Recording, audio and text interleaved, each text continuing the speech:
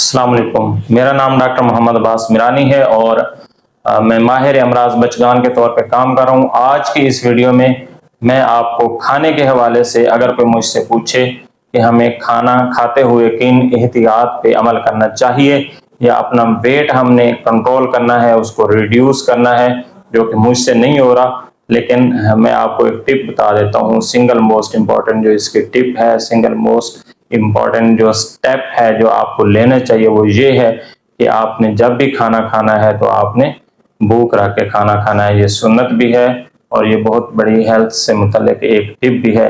आप भूख रख के खाना खाएं और जब आपको लगे कि आपका पेट फुल होने के करीब है तो आप बस कर दें, ताकि आप जो है अपने आप को फिट रख सकें और आपका वेट जो है वो ज्यादा ना हो और आपका जो जिस्म है यानी स्टमक है वो आपका खाए हुए खाने को अच्छी तरह से हजम कर ले और उसमें उसको वर्क आउट ज्यादा ना करना पड़े, जिससे वो एग्जॉस्ट हो जाए या मैदे के ऊपर जो है ज्यादा बर्डन आए।